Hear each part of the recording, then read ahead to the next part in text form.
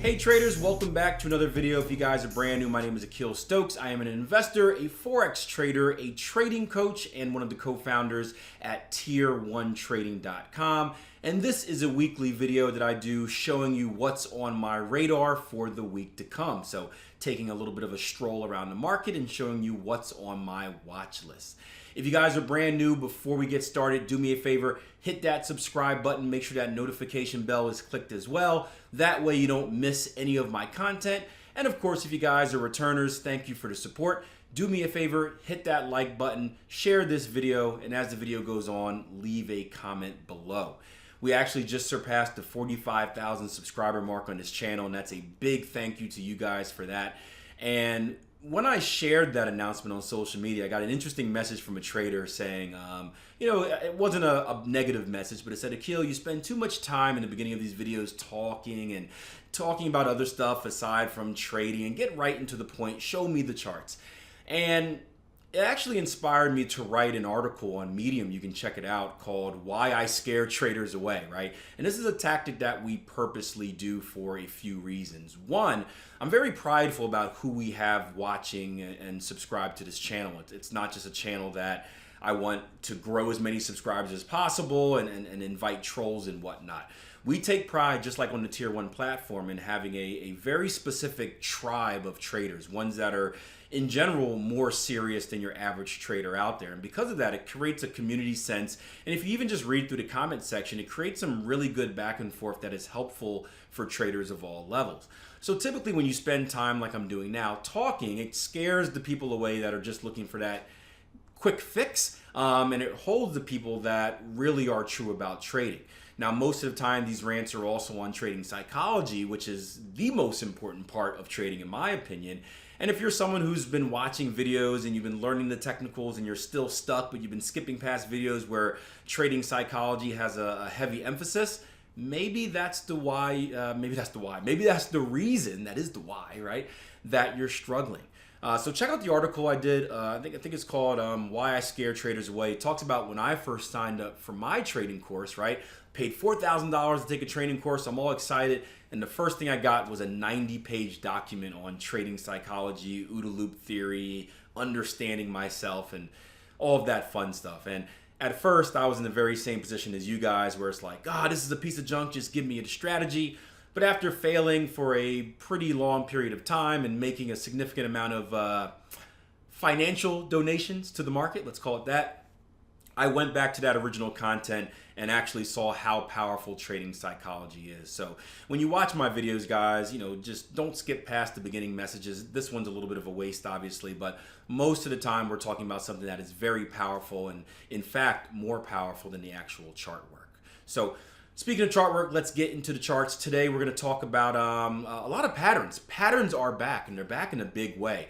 Not that they ever left, but the recent market conditions, meaning the consolidative markets that we've had, and it's typically like this during the end of the year, the trading year is basically over, they have lent their way to a lot of advanced pattern formations. And over the last 2 weeks, they have been on fire. So it's certainly been the best time of the year to be a pattern trader. And for you guys that have followed me for a while, right, I haven't given up on patterns. Yes, there are other things that I emphasize from an educational standpoint. There are other strategies and tactics that I trade. And patterns may not be the center point, but it's still a strategy that I use, one of the many strategies that I use. And in times like this, in consolidation, they can come in handy. In fact, real quick, I just solved this. Where's it at? A message from Dennis over my last video. Amazing as always. I love these videos. I'm from the UTT at your old company. I've been doing some swing trading because of my work schedule, but recently I've noticed a lot of consolidation has been going on. So I dusted off my old pattern backtesting and have been trading them. It's great to have a way to trade the market. It's great to have a way to trade when the market does anything, up, down, sideways. 115 lost 4. I think I like it better during consolidation. I told you they're back. All right, let's dig into the charts. So as Dennis just mentioned, the markets have been in consolidation for a little bit now. It's a combination of a few things. It is that time of the year. We just had a holiday, the Thanksgiving holiday here in the US, and we're getting at that point where it's the end of the trading year. I just wrote an article about this as well, where how this is always the most important time of the year for me, because instead of worrying about trying to make up for lost profits, or instead of worrying about how to get to that next level of my money management in the last month of the year and really forcing something to happen, which usually ends bad, this is a time of year where trading takes a little bit of a back seat, and I focus on my continued education. So I dedicate about a month or 6 weeks to saying, okay, reviewing how my trading went this year, what can I fix, or what do I need to work on for next year? And there's a few things that are on my agenda, but I'm not the only one that feels that way. And you look at like big money managers out there, right? Typically they've had a solid year. If you have a solid year, you report to your clients that you had a solid year. Your clients kind of renew whatever their subscription, or they don't cancel it, and they continue to stay with you for next year. So the number one goal is don't do anything stupid that's going to scare people away at this point in time. And we see the market just kind of slow down. Now, a lot of people look at this consolidation as being a negative, but as Dennis mentioned, it could be a positive if you know how to trade it. And we've seen an abundance of pattern formations within here. So we're going to start here on the pound dollar daily.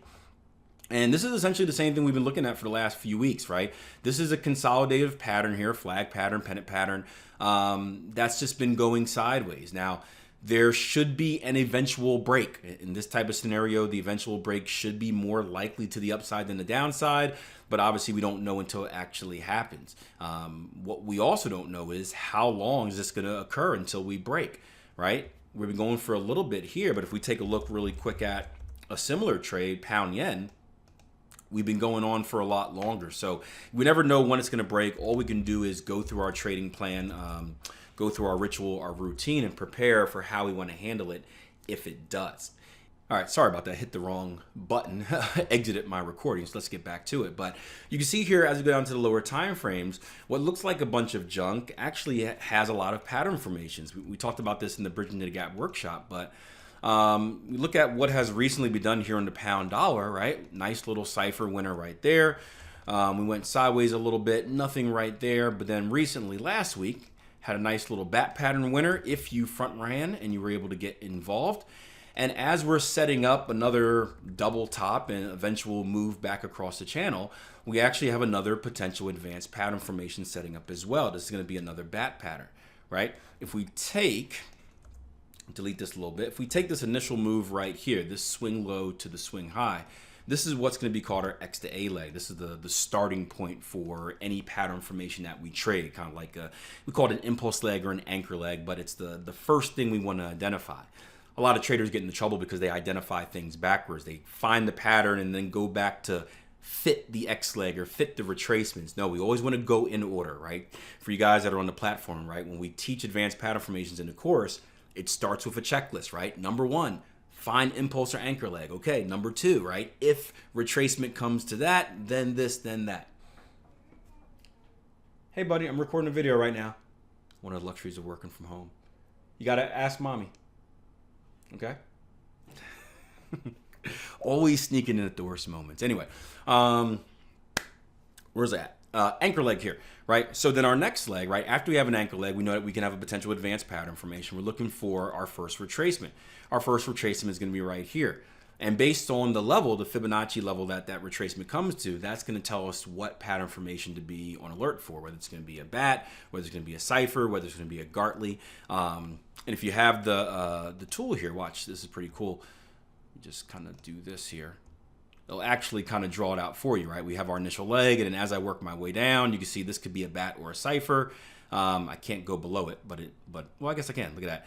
If we go lower, I know we can be in a butterfly, and in this middle, which is not letting me drag because there's no candle in here. There we go. Look at that. It could be a Gartley or a cipher. So depending on what that retracement comes to, that's going to let you know what pattern formation you have on your radar. And then, of course, you go to your little checklist. Okay, now I'm looking for bat. What needs to happen next? And it's this really simple if-then thought process. Just imagine like a dummy-proof flow chart, right? So now we have our C leg, our next retracement, right? And then if we continue lower down to this 886 Fibonacci retracement, that's going to give us a bullish bat pattern. So if price were to make its way across this channel once again and find some support at our previous lows, right? Our previous lows where we found support twice before, actually 3 times if you look left, we're going to have a bat pattern.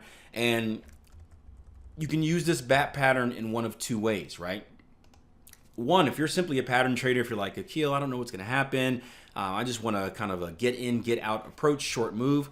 Well, you can see all you're looking for targets is a quick move right back up to this 128.83 level. It's really not that far away, right? You can easily get this and boom, it's right at the middle of our previous level of support, which if broken will become resistance. That's exactly where you want to exit the market.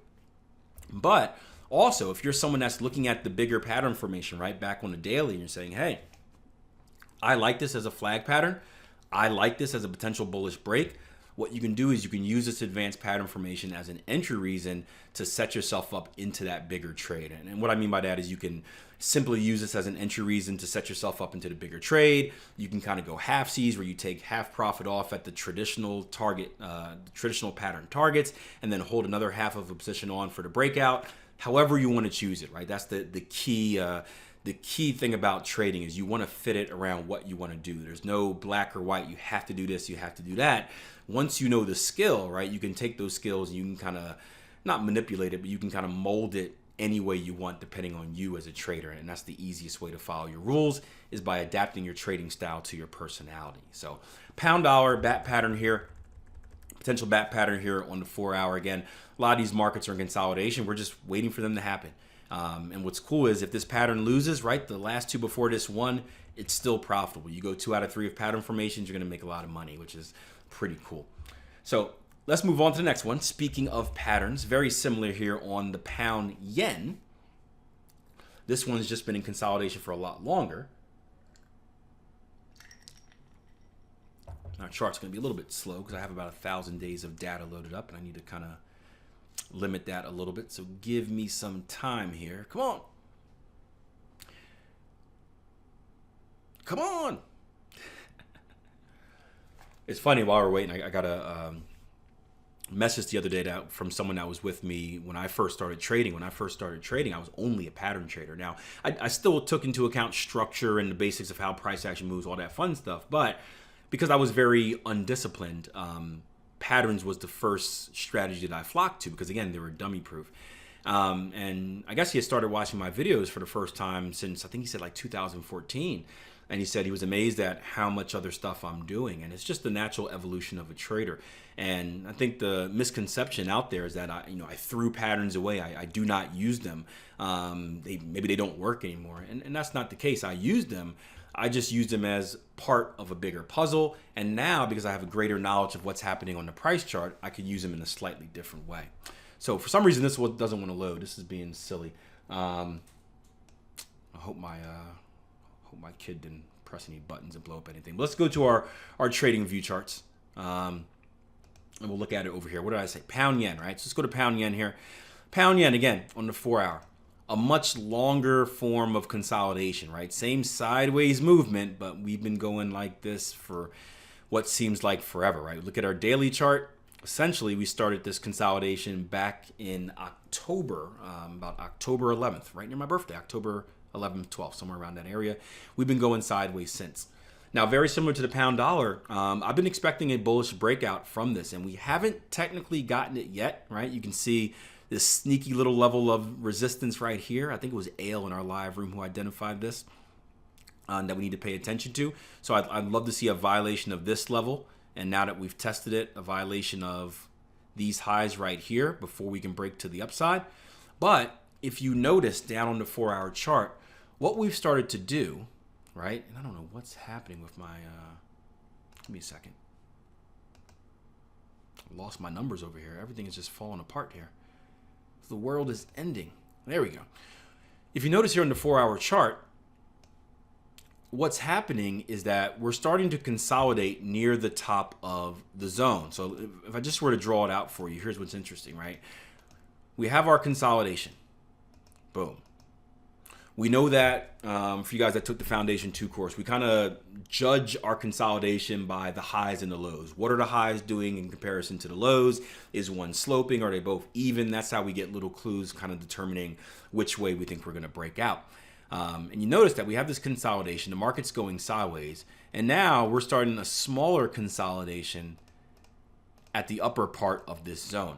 And this is a signal to me that, you know, we can obviously just retrace here. And if that happens, we'll adjust for it. But this is a signal here for me that we're more likely to break out to the upside than the downside. So I'm not putting all my eggs in one basket. I'm not buying the trade right now. That's another misconception of technical analysis, that once you make a prediction, you have to buy it or sell it right away. No, we wait, right? We want to be predictive in our analysis, reactive in our execution. So I want to predict and prepare. I want to predict a bullish breakout. I want to prepare myself for how I want to take advantage of it. And then I want to wait for the market to actually give me a signal that says, hey, Akil, we are more likely to do this than that. And that's how I'm putting myself on the probable side in a consistent approach. So keep an eye out here on pound yen.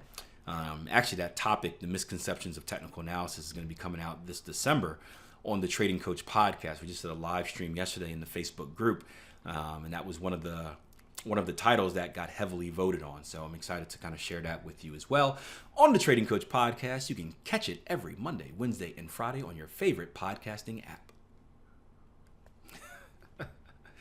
Life is short. Have fun.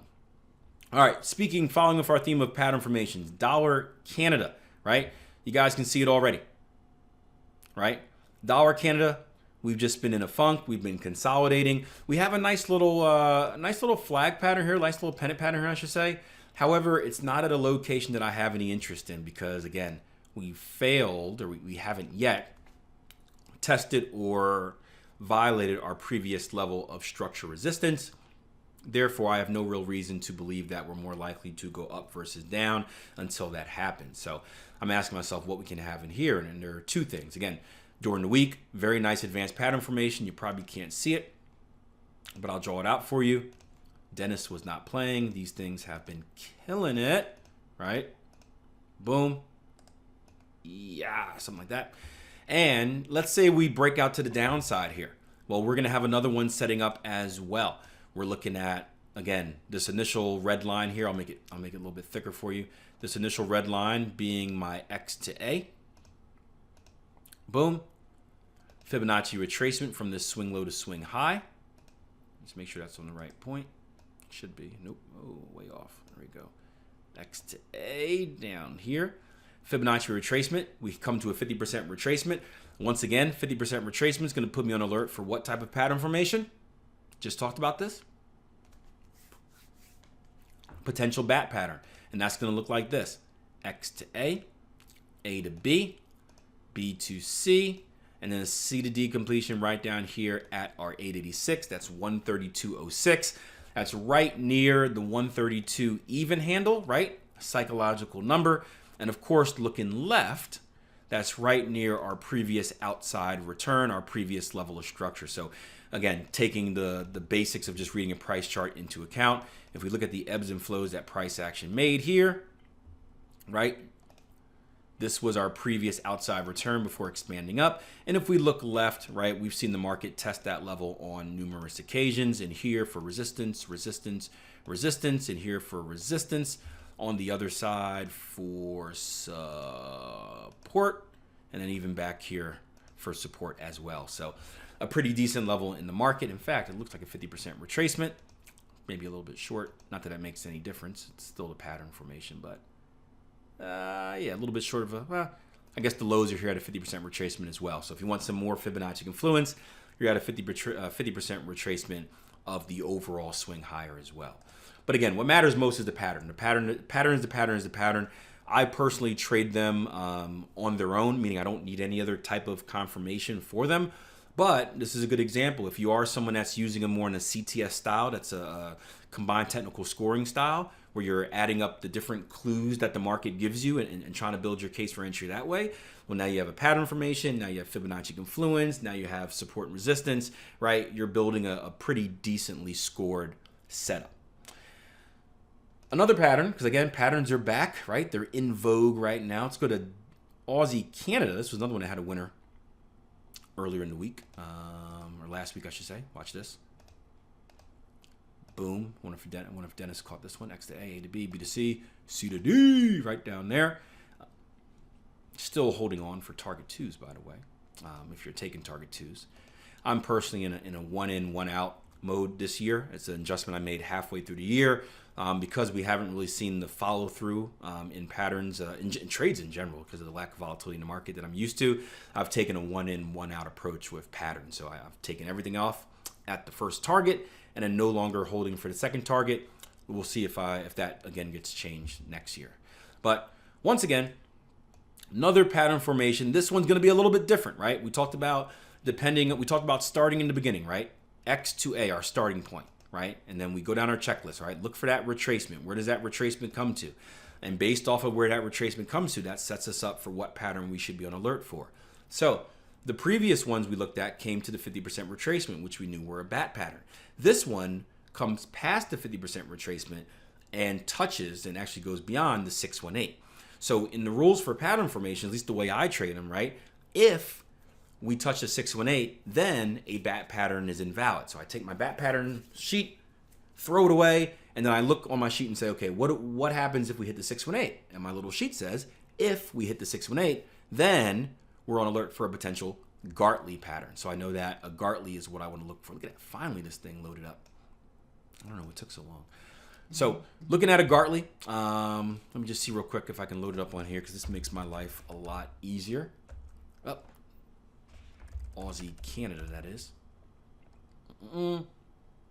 Makes my life a lot easier for drawing it on here than doing it step by step.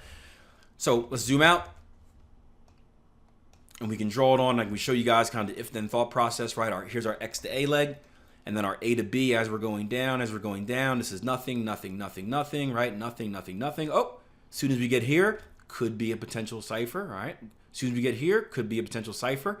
Once we get to this 50% level, get back up there, here we go. Could be a potential cipher or a potential bat, right? So it's doing that if-then for us. And then once we get past that 618, which is down here, could still be a cipher, but not a bat, could still be a Gartley. And then when we end up breaking that level, now it can only be a Gartley. And I don't think we're going to hit... Yeah, we are. Okay, good. Boom. We hit our C requirement, and I know that a Gartley completion is going to put me down here for another potential buy.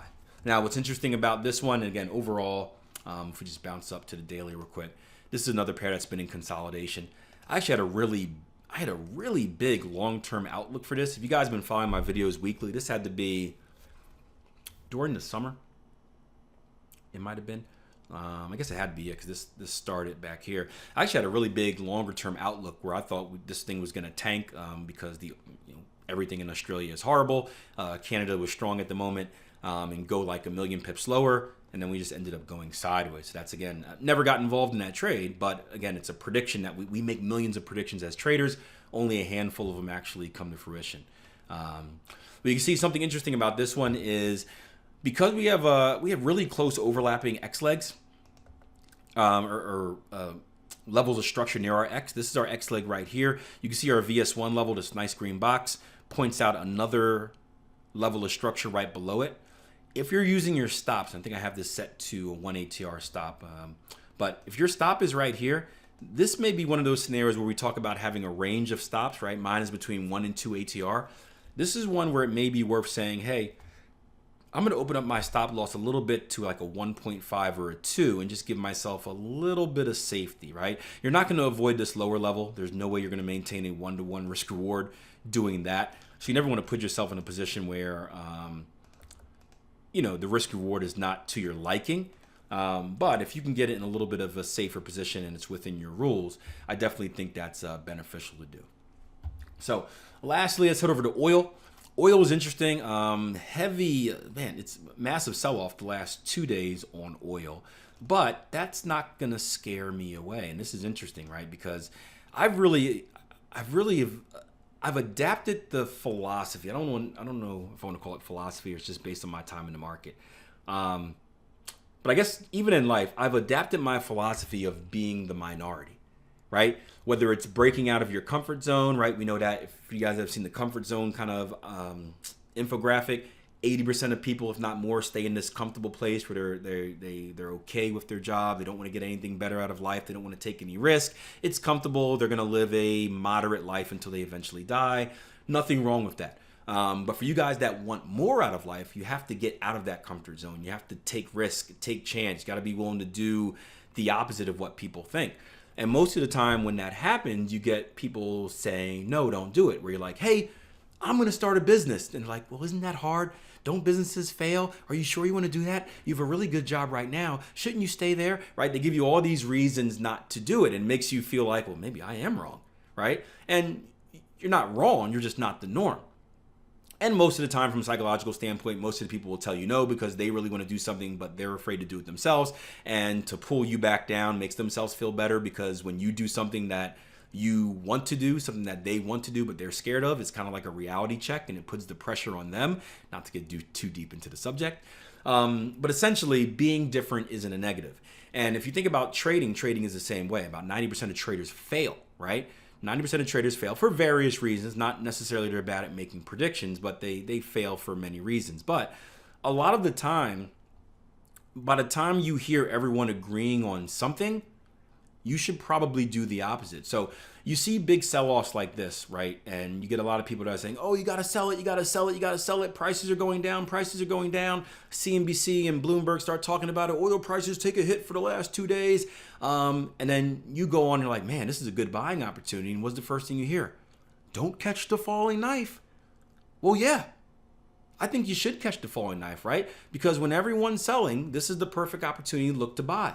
Now, obviously, it needs to be rules-based, but we have a very high momentum candle here. But look at the wicks at the end. They're showing us something. They're showing us something at a previous level of structure as well. They're showing us that there is some buying pressure down at this level, right? Not only was this high momentum candle stopped and retraced a little bit, not too much, right? But this next one tried to make a move lower and failed.